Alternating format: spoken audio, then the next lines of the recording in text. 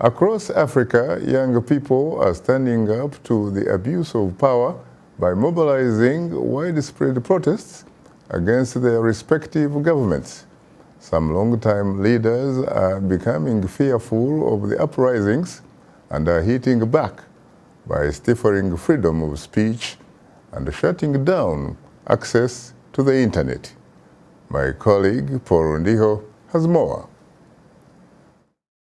In its annual report, Freedom House, an independent watchdog group dedicated to the freedom of expression, freedom of the press, and democracy around the world, says democracy is in retreat in 2019. John Tamin, the director of Africa programs at Freedom House, appearing on VOA's Straight Talk Africa, says Angola and Ethiopia are expressing a commitment to much needed reforms.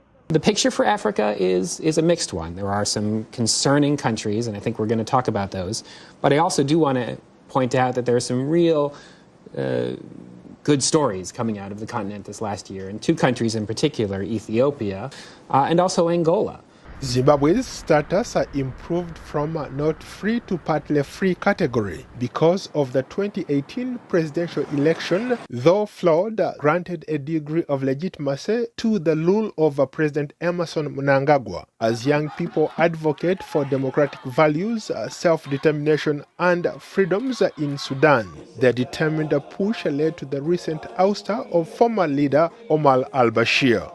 Despite some gains, several of the continent's aging authoritarian leaders continue to cling on to power. In Cameroon, President Paul Biya, now in office for 36 years, was re-elected after presiding over elections in 2018 that were marred by allegations of fraud and low voter turnout. In Uganda, long-time leader President Yoweri Museveni's regime in office for 32 years oversaw the removal of a presidential age cap from the constitution, allowing him to run for a sixth term in 2021. He has also sought to curb dissent by arresting opposition leaders Dr. Kizza Besigye and pop star turned politician Bobi Wine. The rights group Internet Without Borders says efforts by governments across Africa to deliberately sever online access to silence dissent over various issues is on the rise. It's worrying because it's not just an internet shutdown. It's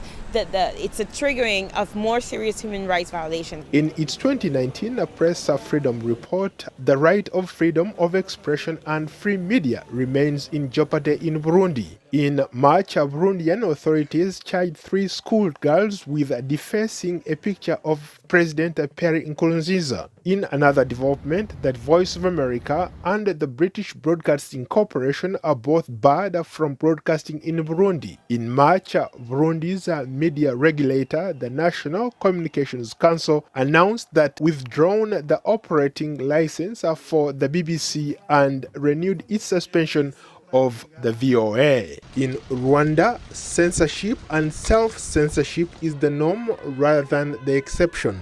Rwanda's Supreme Court last week repealed a law that banned the publication of political cartoons, while upholding another that punishes any person who insults or defames the President of the Republic. Breaking this law could land the person in prison for at least 5 years. In South Africa, however, people are optimistic about their press freedom.